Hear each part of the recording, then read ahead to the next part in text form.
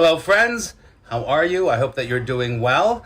Today, we're going to go over three things to help to protect your mental health.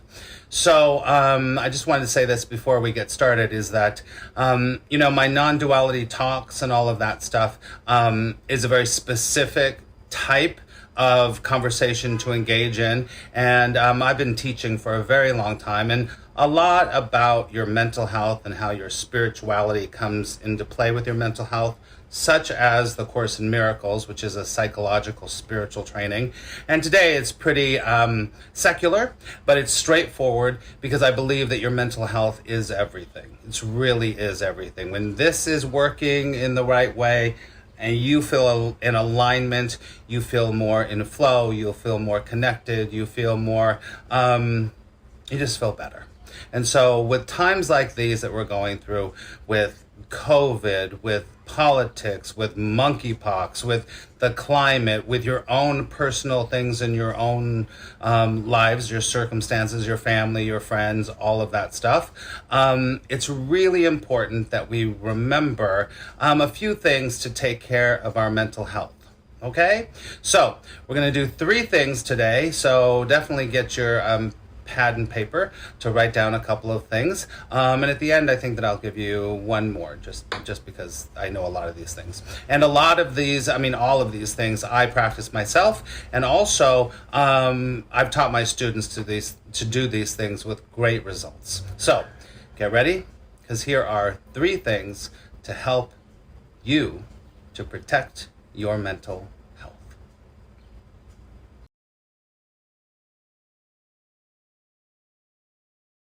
So, number one is to schedule worrying time. Now, even if you're not a worrywart or a real worrier, we do have concerns in the back of our minds. We do have things that we're like, what's going to happen with my mortgage? What's going to happen with my kids? What's going to happen with my health? These are concerns, but concerns can become worries. Does that make sense? Some people worry about everything from what's happened in their past, what's going to happen in their future, what's happening right now. They are real worriers. You might fall into that category, and that's okay. That is completely okay. But as I always say, worrying is just like praying for what you don't want. I'm going to say that again. Worrying is like praying for what you don't want. Because you invite into your life what you focus on. Right? It's not going to be the exact thing, but that vibration, right? So if you're worrying about things, you're going to attract or you're going to look for and you're going to find more things to worry about. So here's something that I think is super easy. And I guarantee you, if you start doing it, it's going to change your life. I want you to start to schedule time to worry. Like what? Most people, the worrying is going on constantly in the back, right? It's the Muzak, you remember that, anybody, in the back of your mind that's just constantly going, right? But all of these are about your mental health and protecting your mental health. And your mental health is your brain. So your brain is undisciplined, right? So it's going all different directions and you're still trying to run your life, correct? So I want you to say, I'm going to spend 15 minutes, done. You start a timer and you're going to either sit and think about all the things you're worrying about, or even better, write them out. Write out these things. I'm worried about what's going to happen to my children in college. I'm worried about what's going to happen with this thing with my health. I'm worried about this. Just start writing it out. One thing that does, it gets it out of here and it gets out of here and out on the page, right? So just do a stream of consciousness for 15 minutes. That's it. Once a day. You can choose whatever time of day works best for you. I used to say not do in the morning because you're focusing on it, but you're letting it go. So do whatever you want to, but 15 minutes a day. Now, if you do 15 minutes a day for a week, you're going to start to see something happening. You're going to see it right away. You're going to start to see that during your day, you're going to unconsciously slip back into worry. You will unconsciously slip right back into worry. Now, here's the opportunity of how you change the synapses of your brain. You say to yourself, this is not worry time. Worry time is at 7 a.m. to 7:15. That's the time. So I'm not going to do that right now. I'm just going to live my life. I'm going to keep going. I'm going to pick the kids up. I'm going to write the book. I'm going to talk to them. We don't do that, right? So this is real mental brain training, right? So number one, schedule worry time. Okay. Number two is to schedule something to look forward to. Schedule something to look forward to. You know, so many times we get so wrapped up in our current situations, right? We get so wrapped up in our job, our whatever it happens to be, you know, even our spiritual stuff. We get so wrapped up in it that there's nothing wrong with being in the moment, let me tell you. But what happens is when we don't start to schedule things to look forward to, we become cynical. We start to become hopeless. We start to become angry, all of those things that we don't want to be. We don't want to be there. You don't want to live your life like that, do you? So this is my suggestion. I do this all the time. I'll tell you a little bit more about that. But at least once a week, schedule one thing to look forward to. Try that. Try it. See if you can do it once a week or once every 2 weeks. It could be anything, right? And you can either do it solo or you can do it with family or friends, right? So say, you know what, on Saturday, I'm going to go check out that park that I've always wanted to go to, but I've never gone. So Saturday, I'm going to go there. You might want to call a friend and say, hey, let's go have a picnic at this park that I really have wanted to go to, right? You could also do something like, I'm going to go see that show at that museum that I wanted to go to, something like that. You could plan an evening with your friends. You could say, let's have a sleepover. Or at least a night together where you just let off steam. You play games, you have fun, you talk about all the things that you're grateful for. You make it like a positive party or something like that. Play music, dance around, whatever it happens to be. I'm just giving you suggestions, right? Now, also what you can do is you can start to plan a big thing down the road. Say your dream vacation. You keep saying you're going to go to Italy, but you never do it, right? So start to at least plan that vacation. So to open up a savings account that you're going to be putting $20, $50, $10, $5 for that vacation, right? Start looking at things around Italy and where you want to go. This is a manifestation thing for sure. So plan something or schedule things to look forward to. Listen, when you're in the middle of the weeds of your life, because we all get in the weeds of our life, you'll always go, well, you know what? On Wednesday, I'm going to see that movie with Jane, right? So it'll make whatever you're going through easier, right? So number 2 is definitely schedule things to look forward to and get creative with this. You can do a lot of fun things. Okay, number 3 of the 3 things to help to protect your mental health. Number 3 is something you hear all the time, but really, I'm going to ask you honestly, are you doing it? And that is reduce your screen time. I say that as you're probably watching me on a screen. Of course you're watching me on a screen. Of course you are, not probably. You're watching me on a screen right now. But listen, studies have proven, and I'm telling you, you just have to do a little bit of research to understand that it has been proven that the more screen time that you have, the more you're at the risk for anxiety, depression, even suicide. So you must reduce your screen time. It is an addiction. It is an addiction machine, the screen, right? So the screen is an addiction machine. It is meant to make you addicted to it. Just like drugs, just like alcohol, just like gambling, whatever. Your brain starts to go, yeah, until you're unconsciously using the screen. Say yes if you do that. Now, if you begin to reduce it, you will notice right away you start to feel better. But I will say this, it's going to be hard at first for some people. depending on how much screen time you do. Now, the first thing is on your phone or your device or whatever, you have to activate your screen time counter, whatever that is for you.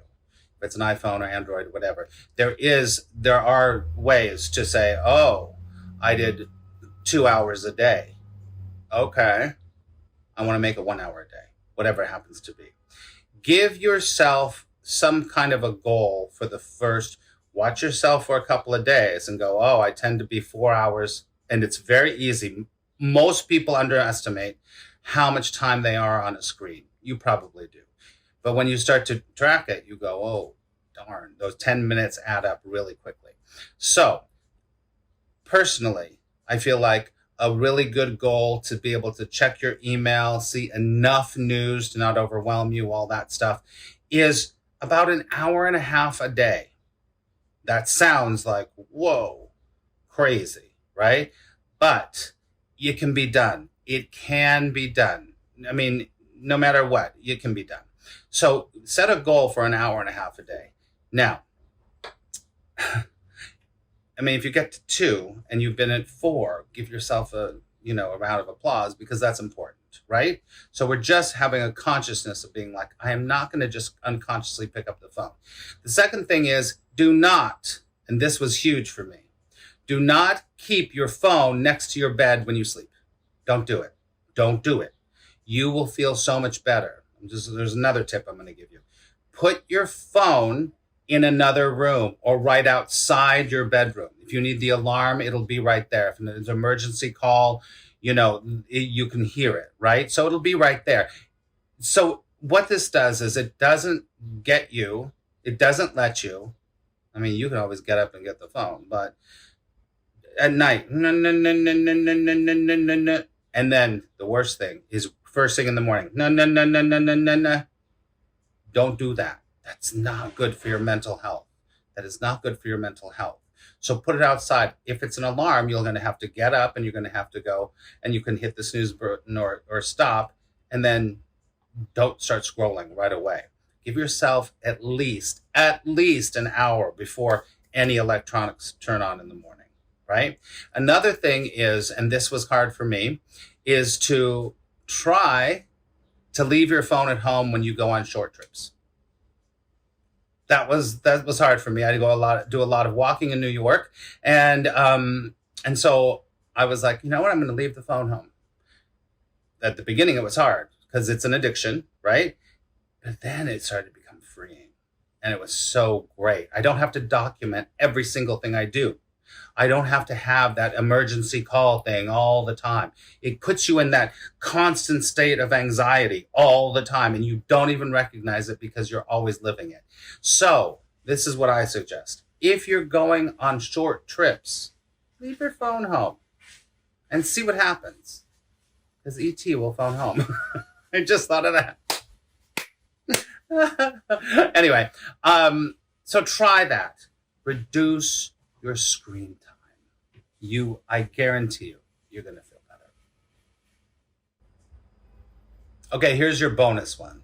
This is your bonus 4th thing to help you to protect your mental health. So this one I call find the lie. Find the lie. In this monkey brain that you have, it is constantly talking to you over and over and over and over. And 90% of that stuff is not relevant in your life at all. It's not. Now, a lot of what's going on here with the separated self or the ego is telling you is a lie, because it's based on what? Fear. It's almost always based on fear. So I want you to, a lot of times this is when you start spinning out of control, when you start spinning downward. If that happens to you, it happens to a lot of people, maybe not often, but you start to be like, and then this will happen and this can happen and they hate me and da da da da da. I want you to be really objective and go, wait a second, hold on. Everything I just said is a lie, because it's not really true. I don't know if they really hate me. I don't know if my boss is going to fire me. I don't know if that the book is not going to sell. I don't know if I'll never lose the 20 pounds. I don't know if da da da da da. Because if you don't know, it's a lie. The ego is vicious. And that egoic mind, the separated self, has this, in the Course in Miracles, it would say, that never underestimate the ego because it wants to kill you. And the way it kills you is a little lie after a little lie after a little lie until it is the cult leader in your head and you believe all the lies. And then you operate like a zombie because of fear. So start to identify the lies that are going on in your head. You can even write them down. Now, once you identify them, you have to stop and say, wait a second, that's not true. That is not true. And that is not true. Now, this takes developing. You have to develop that capacity to find the lie, because the ego is going to convince you that's not a lie, because but those aren't facts, and that's not even true. So it's usually based on fear. I guarantee you, it's usually based on fear. So your bonus is find the lie. Okay, so now you have 4 really simple and applicable, easy things to do to help you to protect your mental health. Your mental health is so important. I want you to make sure that you're taking care of your mental health. It's really important. So if you've enjoyed this video, or if you have any comments or questions, please post them below. I will definitely get back to you. I will read all of the comments. I'd really appreciate it if you even said, wow, that one thing really made me think, whatever it happens to be. I'd love to hear from you, truly. So thanks for watching. Thanks for all of your support and all of your love. And if you want more of these videos, definitely these types of videos, then let me know below. Okay? All right. Remember, today could be the best day of your life. That's the truth. And I will talk to you very soon.